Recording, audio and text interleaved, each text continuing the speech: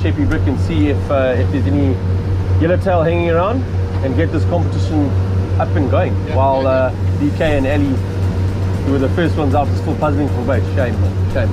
Couldn't happen to two nicer guys. Drop it down, hit bottom, come up three winds, and be ready. And how fast? And how fast. Oh. Kazi!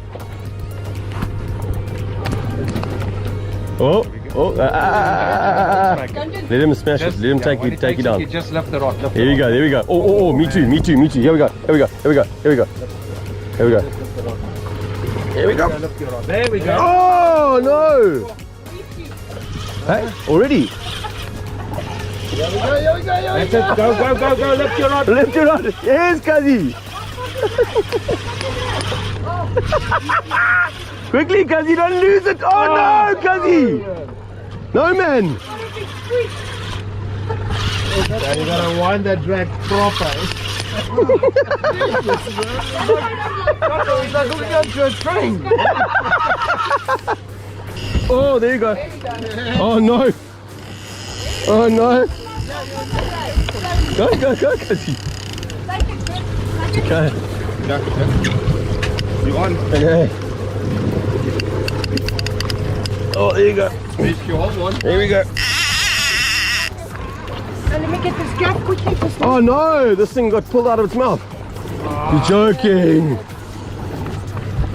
Check how they've been mouthed. Yes, stuck it.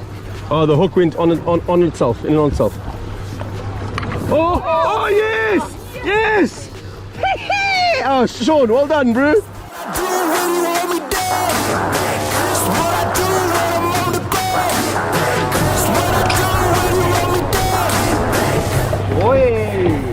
Yes, please, man.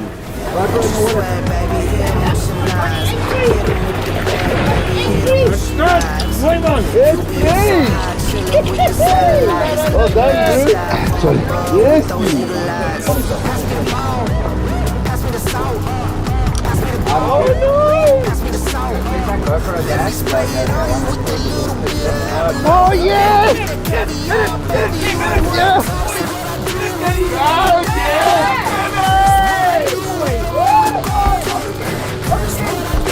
Hey, come here. Come take this one. Come on, buddy. Come take this. Who wants it? Good, you're gonna win a bikini, bro. Nice. There's Kenny.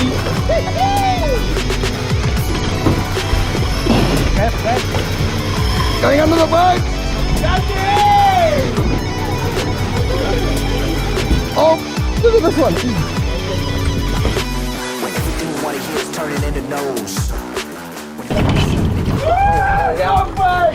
Somebody's got a gap. He's going again.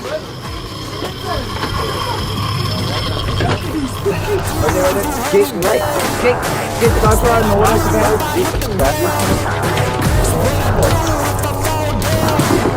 You got him. Yes. Yes, please, boy. Yeah, but I told you I'm not targeting the species, but I'll have to just give it a go.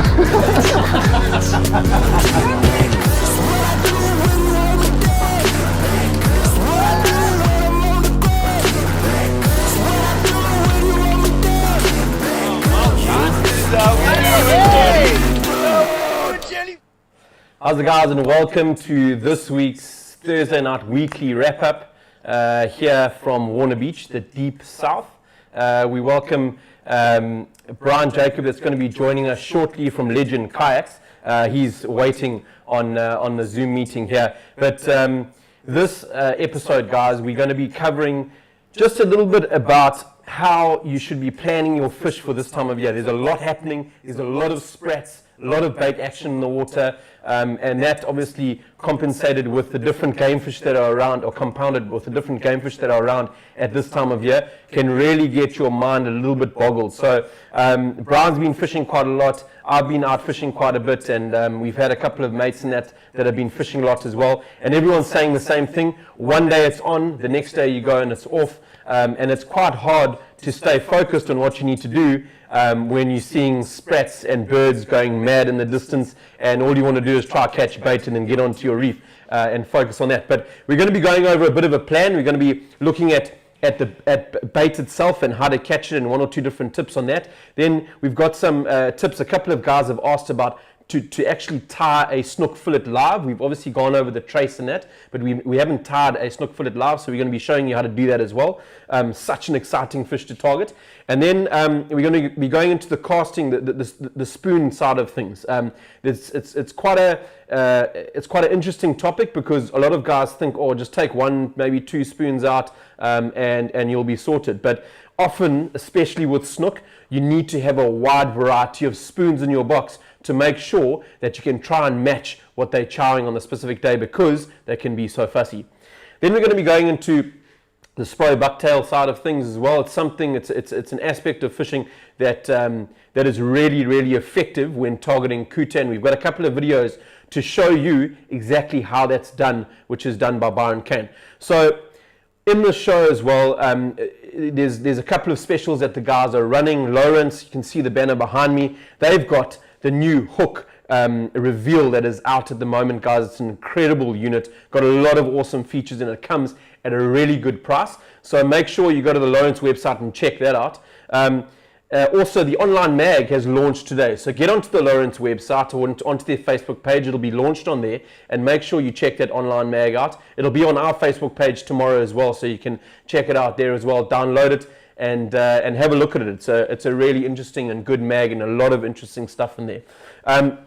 Suzuki, forever impressing, unbelievable motors, and I think that they've won 4-stroke of the year for more years in the last sort of 7 or 8 years than any other 4-stroke engine on the market, and the proof's in the pudding. There are a lot of Zooks on the back of boats at the moment, and the guys are happy with them. Quiet, economical, brilliant motors. So Suzuki is also running an awesome comp that if you post your fishing pics onto their Facebook page, you can win one of 2 really beautiful quick dry fishing shirts, Suzuki specific quick dry fishing shirts. They're awesome fishing shirts, guys. So when you catch your next fish, just give a bit of effort and post it onto the Suzuki Facebook page, and you could win yourself that beautiful shirt.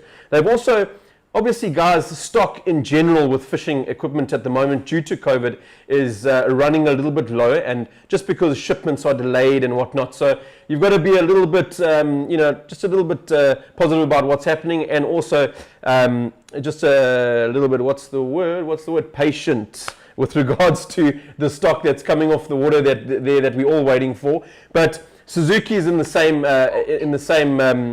boat with that, unfortunately, but they do have the DF60 AV as well as the DF200 AP model that is available. But if you want to know more, head on to the Suzuki website and give one of the dealers a call that's closest to you, and you can get yourself 1 or 2 Suzukis on the back of your boat. Guys, we're going to be diving straight into it. So one of the things that's really impressed me over the last couple of months is the whole evolution of the plastic kayak, and I've had the real sort of I've had the where my words are gone here, Brian. The privilege I've had the privilege of being able to test out the Legend Trident, from the first prototype that Brian brought out to the one I'm paddling now. And I've got to say, guys, we've got no, Brian and I are mates, but that's where it stops. There's no additional punting here that I'm doing because he's one of our sponsors or anything like that. It's purely from what I've picked up from paddling the kayak, and as we do with all our sort of reviews and that we do in the mag that we have for the last couple of years and even up to today, it's always the truth, and credibility is a massive thing. And I've been paddling this ski. I've got to tell you, it's been blowing my mind. I think I've got the new improved model from the prototype, probably about, I think I've launched it about 3 or 4 times, and I can feel a massive difference. So we're going to bring Brian on. Have we got him on there, Cam? Perfect. Brian, welcome, bud. How's it, Kirk? Thanks, man. Thanks for having me. No, thanks, bro. And Yeah, but yeah, look, we've known each other for a while. We've had a couple of interesting nights around the fire, a couple of beers and that, and it's been a long journey for you. But something that as a mate, I'm proud to see how far you've come. You're always pushing the boundaries in whatever you're doing, and obviously being a fisherman yourself and fishing off so many different skis, it makes a massive difference to what you feel should be put into the ideal kayak. So yeah, I mean the proof's in the pudding, but Thanks very much, Kirk. Yeah, I think the first time I bumped into you, I was peddling a Hobie in Pandan. 100%. And you were complaining why your bunny hadn't been charred yet. I'm still complaining about that, but yeah, I mean, I think I've had a unique perspective compared to the middle, KZN is very unique in itself, and it's weird how the wheel has turned, and from that Hobie day, which Hobie kayak, which I got in the UK while selling spider surfboards from Durban. I got that kayak there and I brought it back just to fish on it myself, and that's when I established this unique KZN market where there's these awesome fiberglass kayaks designed for these hectic conditions, and I guess that's where it all started, and I've learned a lot from the other guys, along the way, and the Trident's been a long work in progress, so it's awesome that it's paying off, and I hope it just helps the end user at the end of the day. That's the dream, I guess. 100%, man. And just sort of give us a bit of an insight into, the fiberglass kayak market has been the sort of dominant type of kayak that we've seen in the market over the last sort of, since I've started paddling, 10, 12 years ago, 13 years ago.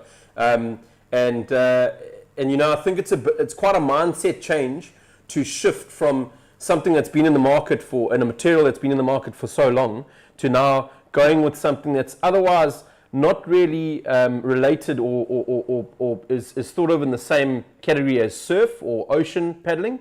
Now you're kind of putting plastic, like a plastic kayak into that. Really, is there sort of a mindset? I just think this, for me, is the way forward with regards to fishing. Just from the pure point of view, is that you get so many. You don't have to worry about having any issues with cracks in the ski or fiberglass breaking or anything like that. The oaks that are launching in kind of rockier areas and that don't have to worry about the odd scratch or anything like that they get on their skis. And I just think it's something that's going to really just sort of carry on evolving, and we're going to see them getting lighter and just almost getting on par with those fiberglass skis that are on the market at the moment. 100%. I mean, anything in this world, we follow on from the first world countries, and if you go look in the States and any first world place, they don't manufacture out of fiberglass as much, for fishing kayaks. So I think it's a matter of initial investments. I think you've been to the factory and you've seen the molds. It's capital intensive, and then it's labor unintensive. And then you create a very durable product at a very cost-effective rate. So I think you're right. It is the future, but there's still, there's still some very high-performance guys out there paddling long ways. So that fiberglass top-end market, I think, will be here for a long time. For sure. Sure. And Brian, tell me, is there? I'm not too sure on sort of on the sort of makeup of the ski, but is there an opportunity to sort of take it from a recyclable kind of point of view, put it into recycling of plastics into those kind of skis, or is that not possible? Is it quite a special a product or plastic that you use there to make those skis?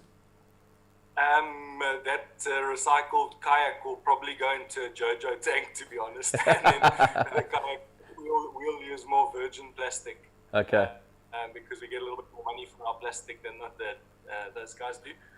But I think you're right. Even in the manufacturing process and in the recycling, is more eco-friendly, and that's why first world countries also do it, you know, more regularly than fiberglass manufacturer, I think, to quite a bit, to quite an extent. Yeah. But yeah, also blowing the foam on the inside of the boats now as well has made a massive difference. So we do a 2-shot process. We do a skin of plastic first, and then we stop the cycle and we dump some foam mixed with plastic inside it again, and we carry on for another little cycle, second cycle, and do another layer inside. And that's given us a much thicker wall thickness around the kayak and increased stiffness. So we've been able to drop weight in the kayak. And yeah, definitely, there's so much room for improvement still here, which we're definitely going to strive for. In the end of the day, and designs as well, hopefully, is on the horizon. So yeah, we're excited. Awesome. Anything that you can drop to the boys that are watching now that they could possibly look forward to, or is it being kept under wraps for now? Jeez, Kirk. That's one of those. Where did you get that fish? No, in the sea. Question. The obvious one is the weight issue. You know that a lot of people just want to have a quick dart and not. You know, the trident's ready to be loaded with for the biggest mission you can imagine, you know, because of its capacity and its hull and the hatch size. You know, you can pack and load for weeks if you wanted to. 100%. You can bring home many kilos of fish if you wanted to. So from that perspective, not everybody wants that. They want something smaller and lighter for a quick dash. So definitely, that's awesome. The plan. Well, that sounds good, man. I think, but already from that prototype was obviously quite heavy. I mean, it was your first one. You were learning the ropes as well, so you can understand that. I mean, but you could already see where your vision was with that ski, and it was impressive paddling that first one, albeit the color could have been a little bit better that you gave me, but other than that, it was okay. But no, this new one that you've had me test out, I've got to say already you've shaved off a hell of a lot of kilos off of that one. You can feel it a hell of a lot lighter, and you know, I mean, you can. I've been loading it on and off the roof of my car, and it takes a bit of effort, but it's not. It's definitely not. It's not, you know, a massive mission. You can do it. You can load it on, take it off, and no issue. So from that aspect, I think it's awesome. Just the paddling aspect, Brian, I just think you've ticked the box there. But seriously, it's, you know, it's sleek through the water. It's comfortable to paddle, and you sit nice and high out the water as well, which are all features that I don't know. You know, I think I'm not by any means a performance paddler. I mean, the Oaks know that. It's more about lunch boxes and quarts of beer than it is about Powerades and protein shakes. But yeah, you know, I think the vision's there, and I think it's going to suit a hell of a lot more kayakers, the majority of the market, because it is so stable, and it's easy to paddle, high out the water, makes you feel comfortable when on the kayak, you know what I mean? Because some Oaks are a little bit hesitant with being on a kayak in the ocean already, and now just having a bit of extra volume, sitting a bit higher out the water, it really does make a big difference, bro. Yeah, it's you know, I think the most exciting thing for me is that it allows you to do anything you want. You know, you might not be an excellent paddler, you know, from you haven't done the doozy or whatever, but you still are intuitive enough and organized enough to organize a battery with the motor or whatever it may be, you know, to cruise out for a day and do your mission, you know. And so yeah, I just think it opens a lot of doors for people who aren't necessarily you know, the elitists. So yeah, I think it's. And just the last question, just on the actual positioning of certain, you know, rod holders and that sort of thing. Does a plastic ski give you a bit more, you know, a broader sort of spectrum with regards to being able to put more additions onto a plastic ski than it would a fiberglass one? Yeah, certainly, because you're able to access the inside to install nuts, bolts, and washers. And silicone it properly in 90% of the cases. In the Trident, we climb inside the hatch and we get right to the front to install those nut bolts. But No, that's a great thing. And another thing I really believe strongly in, Kirk, is the safety of it. It's one hollow on the inside. It's got so much buoyancy in there, so it's impossible to sink. But what I mean by one hollow, if you get any water in there, you're aware of it straight away. It's not like there might be water hiding away in some other hatches. So from my perspective, and since I've been paddling the Trident, I haven't felt so seaworthy on a boat, for a lot of aspects, and that's one of them. I actually picked that up in draining the boat the other day after taking one or two waves. I'm sure the Oaks have seen that. I've been watching the feeds. I've been taking quite a few waves recently, but from taking one or two waves, it does definitely give you a bit of clears your mind that there's no other water in the hatch or sneaking in any other way. It drains out of one plug and that's it. Even though obviously there's more plugs on the boat, there's two plugs, but it drains out that back plug or the front plug, and that's it. There's no more water, which is lekker. But yeah, Brano, I wish you all the best for the Legend series of kayaks, and I can't wait to see what you're bringing out next. But it seems like it's going to be smaller and lighter. So I think I'm going to definitely start hitting the road soon and running a bit and slimming down on the Samis, so I can test that one out. No, you stay on the kayak and you'll be fine. You'll be paddling well. No, 100%. But let's chat a little bit about you fish off the similar areas to what I do down south here. You fish a lot off of Scotty's. Me not so much, but more sort of the Umkomaas side of the tracks that I fish, and up to Winkle here in Warners. We're chatting more tonight about how confusing it can be fishing around this time of year, because the season down here hasn't quite really kicked into gear. I think give it another 2 weeks, then we're going to start really hitting our straps down here and seeing a lot of snook, a lot of those bigger kuta following those big snook shoals and feeding in amongst them as we normally do. And then obviously there's the yellowfin and the dories, and there's sailies with this warm water around, and a lot of baitfish action. I mean, what is your plan when you are going out and for a morning's fish now, just to give the guys a bit of clarity of mind of a bit of a plan for themselves? Yeah, yes, Kirk, it's prime time coming up now. It's every year my birthday, the Snook here in Gale Force, which is like 2 weeks time, like clockwork. Yeah. And every year, we force the issue and we try and catch them when we don't, and we just watch the Oaks on the North Coast smashing fish. Yeah. So it's a horrible time of year, January. And it was the same last year when I checked out my year from last year. January was bleak. My first fish were up on the North Coast when I got to go up there. But this time of year, geez, kuda, croc season and snook, I guess. I've got nothing else on my mind. I guess there will be some tuna there as well. Yeah. But the dorados, apparently they're still there. I haven't got to fish that much, and I haven't gone deep much. But it's a confusing time of the year to fish. It's strange. I mean, you're saying sort of you haven't gone deep sort of much for dories and that. I got a dory in front of the river mouth, I think I told you, on backline in chocolate water, finishing off my session. It must have been about 10:30, 11 the other day, in front of the river mouth on backline. I couldn't believe it, on a plastic. It was, hooked into a dory there. It was mad. But I think it's also just because of this warm water coming in and just it's definitely set things into action down our way, especially from the bullfish front. Geez, I've never seen so many sailies and marlin in that as I have. And I mean, the Oaks have been getting wahoo off of Belita, which they haven't for the last 2 years. So it's great to see. It's kicked off the season nicely, and the Oaks have been getting into some good fish already. Yeah, no, it's incredible how many of those small little bullfish were caught on kayaks. As you say, it's phenomenal. Hopefully they just come down here soon. Brano, thanks very much for joining us. We really appreciate it. I see you donning that number 1 spot UKFC cap with pride. And if anyone that is watching doesn't know what that is probably your most esteemed kayak prize that you can win as a kayaker. It's a year-long comp that UKFC put on, kayak comp.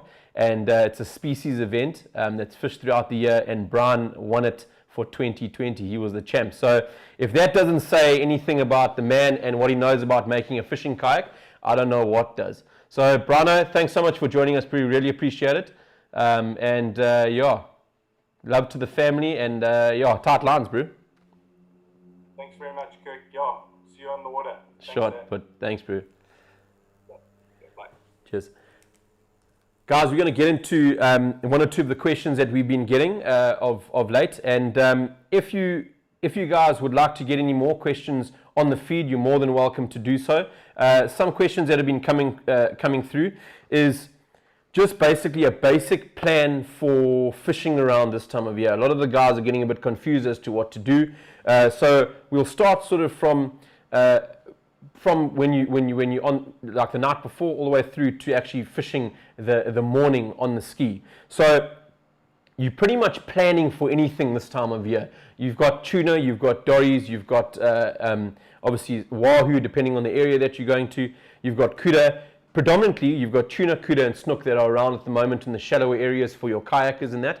And then for your deeper roaming crafts like your jet skis and your ski boats, you've got your color lines and that you can work at the moment. There's a color line that's really far off of Warner's here, which is only accessible by boats and jet skis. And that is a good spot to focus for your dories and your wahoo and obviously your bullfish and that sort of thing.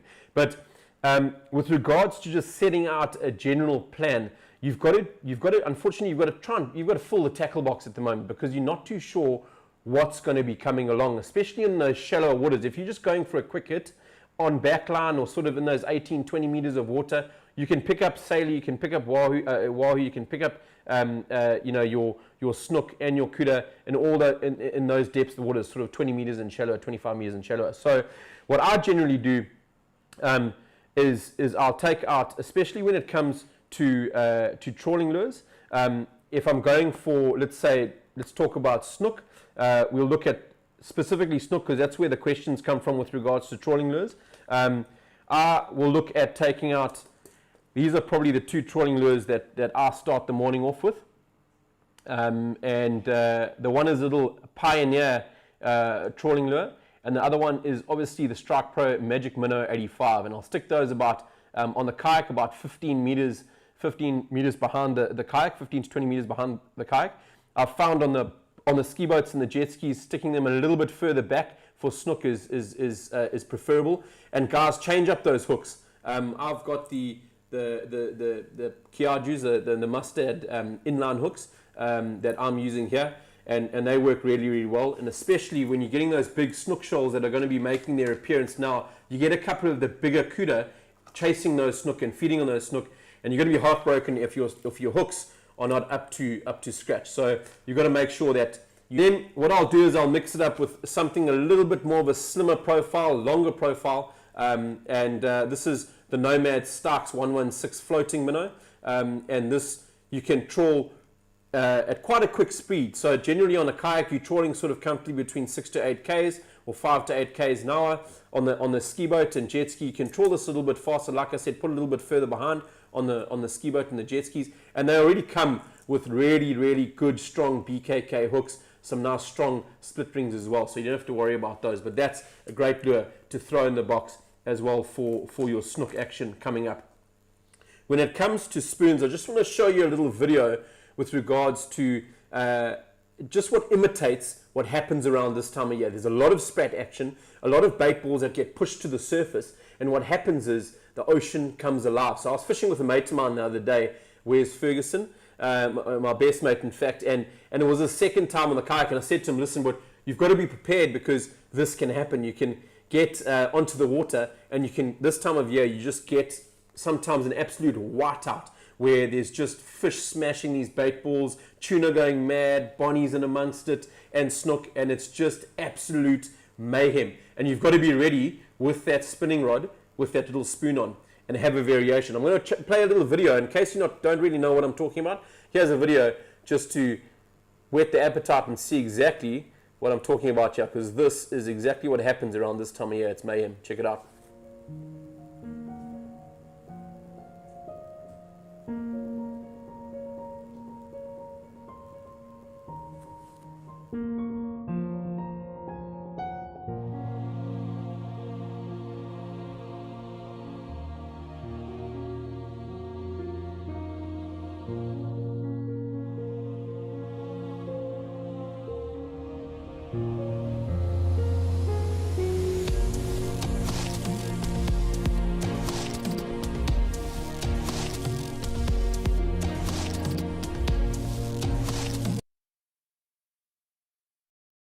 That is pretty much what you can expect around this time of year. Those bait fish are a little bit bigger than the ones we're getting at the moment. We're getting a lot of these juvenile red eyes and some sprats in the water.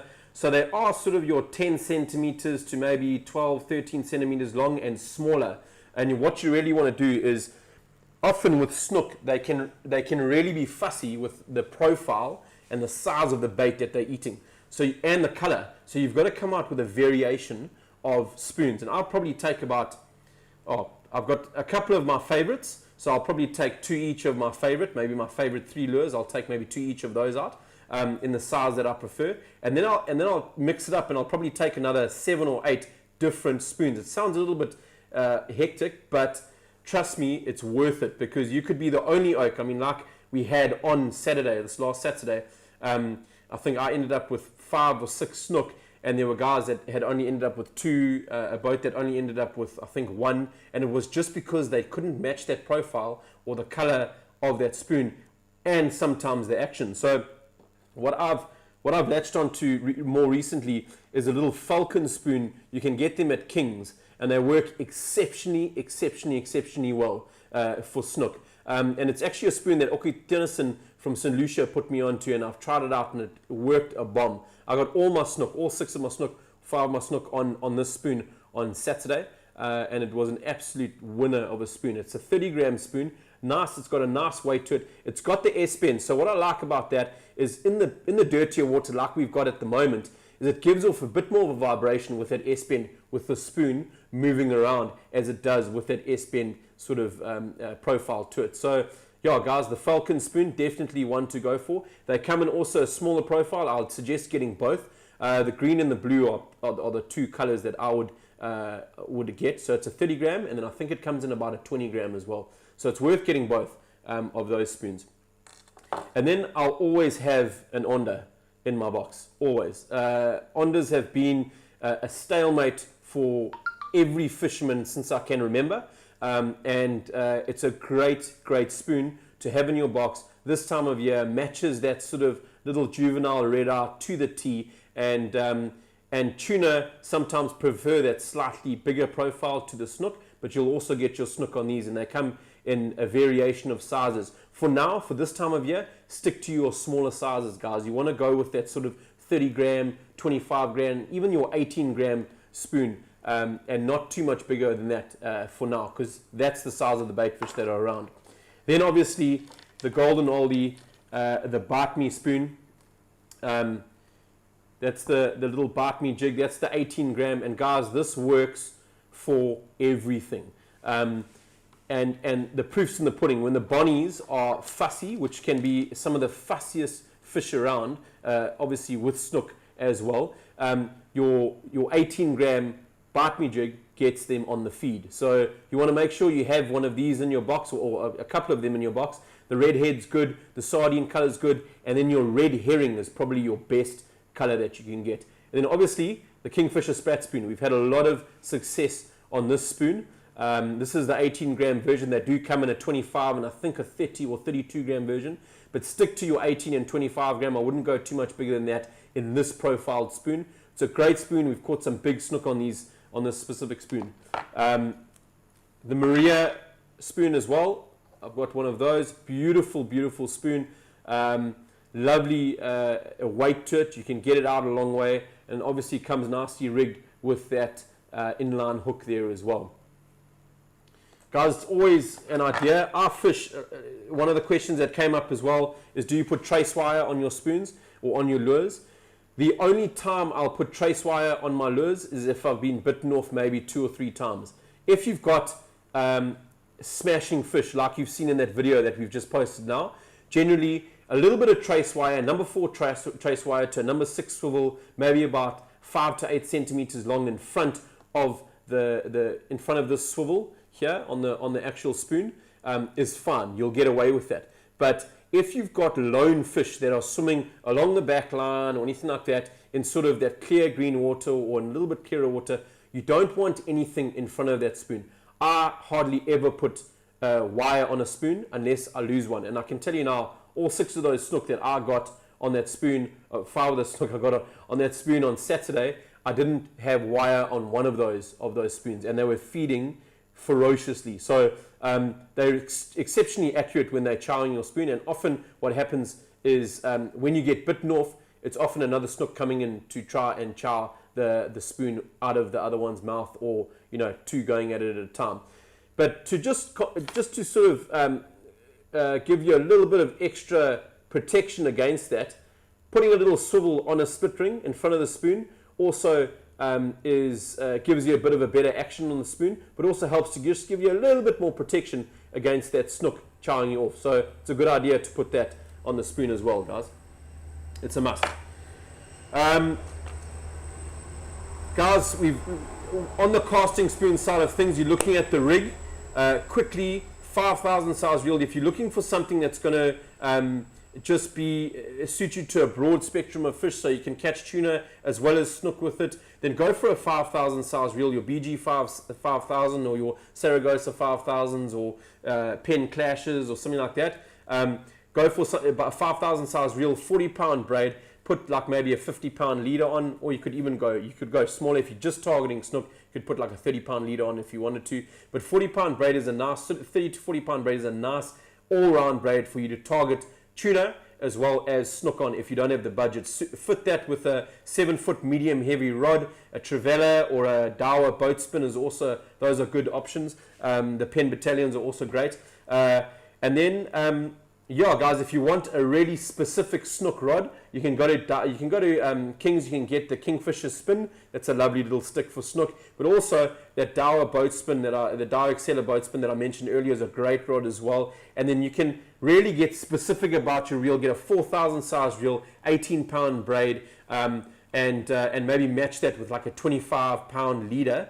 To 30-pound leader, and then you're getting max distance. You can cast an absolute mile with that, and you'll be able to handle most of your snook with that, and maybe even some of your bigger kuta and a sort of moderately sized tuna if the taxman doesn't get them. So yeah, that's for your snook, guys. I hope I've answered your questions. When it comes to that bait ball, the last thing is don't ride into the bait ball, guys. Ride up to the bait ball, get yourself about 20 meters from that bait ball so that you aren't sort of disrupting that bait ball in any way, and you're not making, once you drive into that bait ball, you make those fish sound, you make that bait sound, and you scare it off, and then it'll pop up somewhere else down the coast. So make sure that you jam on brakes about 20 meters before, or 30 meters before the actual shoal, where it's comfortable for you to get a spoon in amongst that shoal, and try and cast either in the shoal or just behind the shoal. Let it sink about a meter or two, and then bring it at a moderate to fast pace through the actual shoal of snook or feeding fish,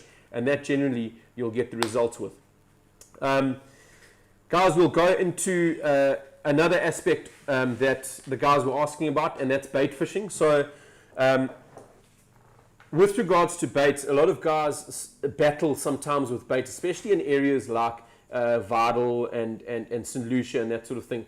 But more so down here, we're talking about getting on the bait spot and you've only got one color Uzuri. Guys, it is so important. Whenever I go out, I'm taking 3 different colored Uzuris with me. This is the dirty one, but I'm taking the, I'll take a green bead Uzuri, excuse me.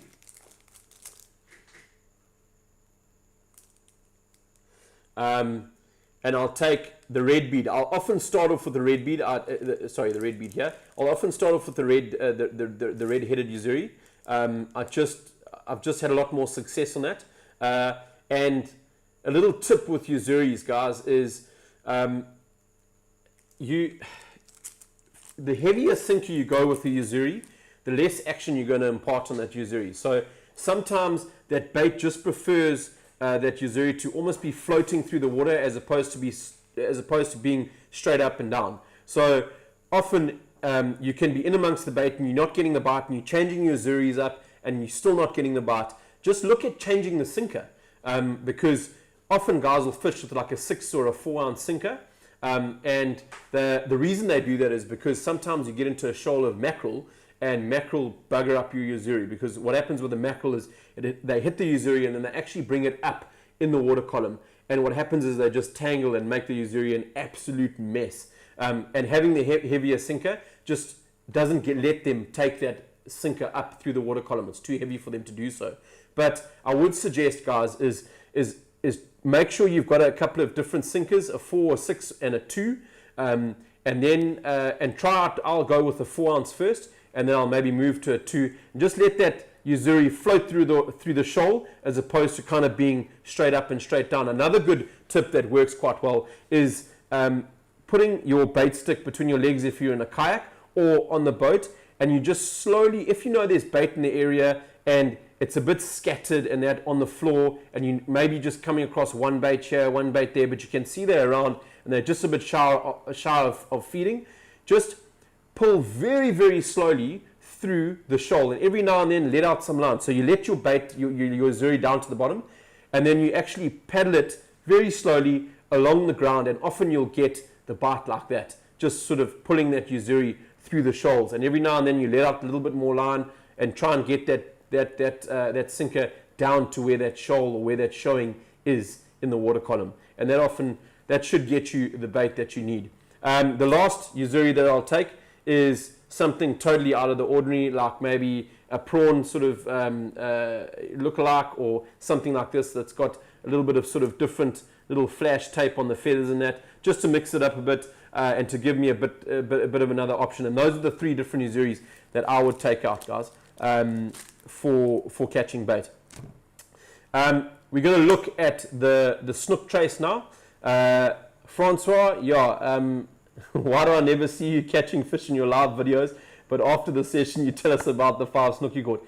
Francois, I'll tell you what happened on Saturday. So we were out at Umkomaas with that mate of mine, Wes, and what happened was I was busy changing batteries in the GoPro, and and the shoal of snook popped up, and I had a GoPro that was open in one hand, the new battery on my deck, and I just grabbed the snook rod from behind me, managed to get the spoon off, and while holding the GoPro, put in a one cast, and managed to hook a snook with the GoPro in my hand. So I was completely buggered, and what ended up happening is I think some water got onto the actual battery that I was about to put on the GoPro, and I didn't want to risk it. Sounds like a tall story, but it's not a fisherman's story, I can promise you that. But that's what happened. But yeah, we've got some nice snook action coming up. That'll be in an episode shortly. I think on Monday we're going to launch that episode, which would be quite cool.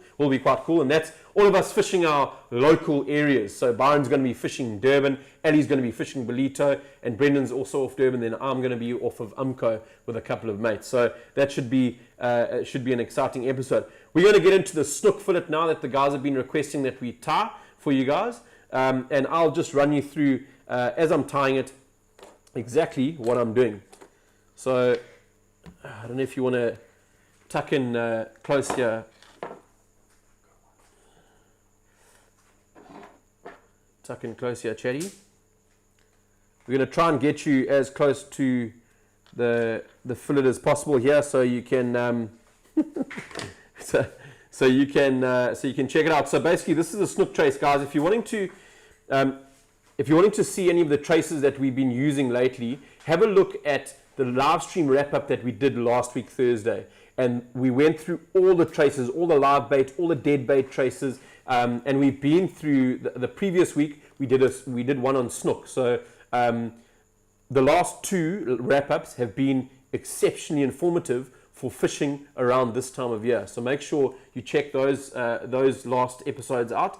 And Byron and Adam Waits have really given us some great tips there. So this is my snook trace. I've just got, it's a piece of number 5 trace wire to a number 6 swivel. If you can check that nice and close. And then the dusters, guys, I like the opal duster. I like the opal colored duster. I like the live glow, the pearl live glow duster. And then a pink as well. And sometimes I'll mix it up with a green. And that'll be sort of the snook dusters that I'll take out, just to sort of make sure we mix it up a bit. And then if you can check here how I've rigged that. So that comes into play just due to the fact that you'll see when I tie the actual fillet on.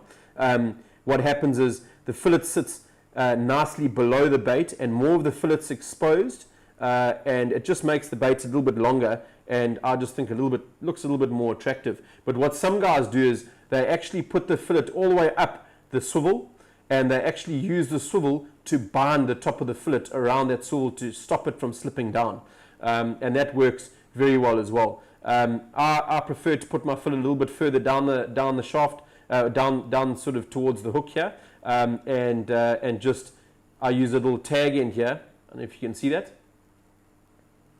Keep it clean, Cam. And that little tag in there that I've got, and I'll just connect the fillet onto that. So if you want to just come and Chatty, getting a little bit of hot in here, sweating, get right in here, Chatty, get right in here. So I've cut a fillet already of a side, a bit of a frot side this one, but we'll see what we can do. Guys, and the most important thing with the snook fillet is you're going to want to be pedaling this between 6 to 8 k's an hour. So you want to make sure that this fillet is as hydrodynamic as possible and that it doesn't spin. So the water flow over it must be perfect. It must, you must avoid the actual bait spinning. So a great thing to have in your box, you have to have a pair of bait scissors in your box, and this is why, because you're going to be using them to trim the bait. So what you basically do is you tape.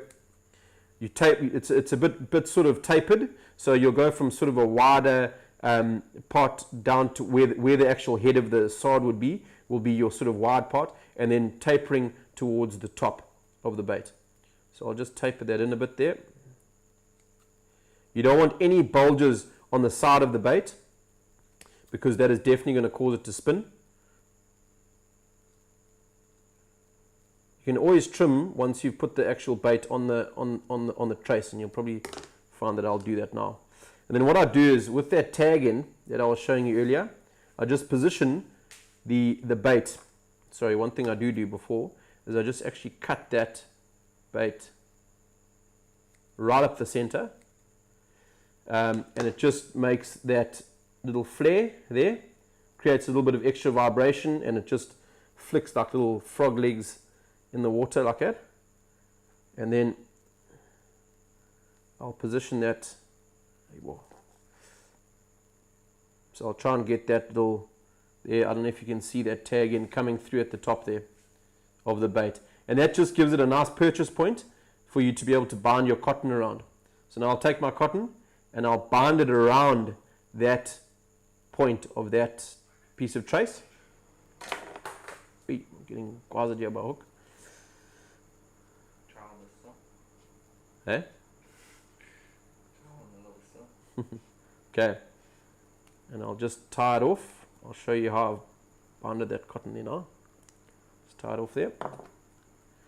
And that there, guys, is your snook fillet. Okay. And you'll see almost like the bottom of my skirt is almost at the top of the bait.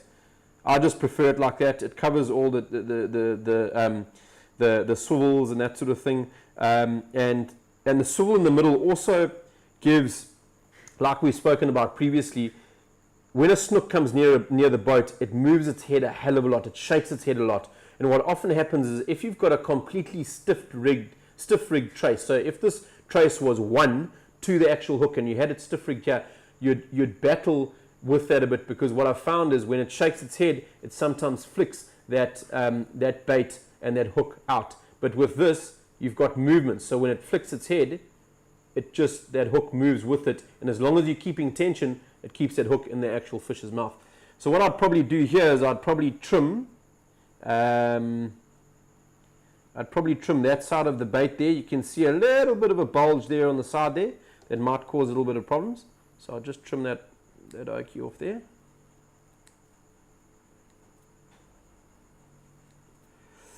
And that should be it. And then, guys, that is pretty much your perfect fillet. And you can pull that 6 to 8 k's an hour, no problem. That little fillet skipping along the surface. You also get the jub option of, this is a mini eye. Okay, so the mini eye is great for snook, this duster. It's a mini eye duster. And then you also get the jub option, which almost has a little bit of a cone head. And when you pull that through the water, if you pull it fast enough, it can actually create a little bit of a bubble trail. And it's also great for targeting snook. A great little bait for targeting snook with, or duster for targeting snook with. So have a variation in your box. It's always good. Variety is the spice of life. And if you want to, guys, when you're starting your snook run in the mornings, can chuck on a fillet and you can pull a plastic at the same time. So what I've been doing lately, because the snook haven't been wild as yet, where you can just catch them on 2 plastics, I've been pulling a bait and I've been pulling a plastic. And yeah, we've been having a lot of success as well. So the other thing that you can do as well is you can actually weight this down a bit. So if you pick up that the fish are sitting a little bit deeper, you're generally fishing for snook quite shallow, so they should come up to the bait. But if you're fishing and you're seeing snook, or you're seeing fish in sort of 14, 15 meters of water, and you're seeing fish that are sitting a little bit deeper, you might want to just drop it down a bit, maybe a 4 ounce or something like that, or a 6 ounce. Drop it down and see what you can get. You can also pick up kudo on this, dories on this as well. It's a strip fillet, so it works for all species, and we've caught kuta and snook on this as well as tuna. So yeah, guys, works exceptionally well, even Garrick. So yeah, that's my snook trace, and guys, I think that's it. So if there are any more questions, sorry, Daniel's got a question here. Would you pull that bait with the rod flat or elevated? So Daniel, I'd pull that with, I normally pull that with my rod at a 45 degree rod holder.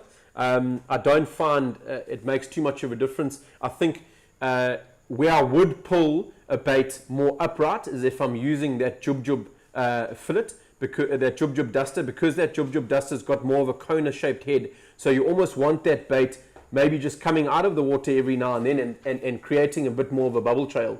But other than that, I'd pull it at a 45 and I'd pull that bait. We've had a lot of success on that bait, and yeah, it's a great little bait to use. Snook are exceptionally exciting fish to target, and the critical thing when targeting snook, guys, is you've always got to be busy. It's a little bit harder for kayak, but you've got to be vigilant. Have a look at the water, see if there's any swirls in the area or any fish that are tailing or anything like that. You'll see that when snook are in the area. Throw a spoon, try and entice them onto the back of your baits, or entice them to take the spoon. And if you're on a boat and you've got 2 up on the boat, so you've got you and a mate, make sure one oak is always casting at those fish. Russell, drag, yeah, about a sort of a medium moderate drag. You're fishing with very sharp hooks. So, excuse me. So I'm glad you asked that question, Russell. The swivel that I use is a number 6 swivel. You are fishing very finesse style fishing, and the hook that I prefer to use is a mustard red tarpon hook in a 4-0. And I just find that that's an exceptionally sharp hook, and you don't actually need much of a drag to set that hook. The reason why you want a slightly softer drag for snook is because they've got very soft mouths, unlike a kuta where it's a bit more bony in that. A snook has got a very soft mouth. So what you want to do is fish it on sort of like a loose to medium type drag. You must just be able to pull it out of that drag. A lot of guys like to fish a tight drag. I prefer to fish a sort of medium set drag, and then your plastics on a slightly maybe a slightly tighter drag, because sometimes you're not fishing with as stronger hooks, as sharper hooks, but medium drag. And then when you actually have hooked the snook, what I tend to do is I'll back off on the drag a bit once I've got the snook under control and I've got the tension, I'm maintaining tension. I'll maybe just back off on the drag slightly, and I'll use my thumb, excuse me, as an extra drag point, just to control that snook. Because when that snook gets close to the boat, he wants to run again. He sees the boat and he wants to run, and he darts off, and he's got head shakes and he moves and that. And what you want to do is you want to be in control of that snook all the time. So you don't want to be in a position where you've set your drag mistakenly a little bit too high during the run. So what I do generally is, once I've got the snook under control, I can feel the tension, I'll start thumbing the drag, and I'll just maybe bump off on the drag a little bit, and I'll pull that line out of my actual reel just to see and make sure that when the snook gets close to the boat and he wants to take line, he can take line without too much tension. Yeah, guys, other than that, make sure that gaff, that when you're gaffing that fish, you make sure you gaff it first time, because those fish can give you headaches around the boat. And don't be too scared to sort of be a little bit more forceful in trying to turn that head of that snook, especially with that trace in its mouth, and keeping the tension around the boat, because generally when he gets to the boat, he's a little bit tired and he's a little bit more. Where's the best place in KwaZulu to buy bulk tackle, i.e. hooks, lures, etc.? Daniel, you can head to King's. They do bulk hooks. I'm not too sure about hooks like the mustard red tarpons, but I definitely know your trebles and singles, they do them in bulk. So you can head to King's and you can get all your bulk tackle there as well. And they've got a massive array of lures, trawling lures, casting, you name it, they've got it. Yeah, guys, I think that's pretty much it for the evening.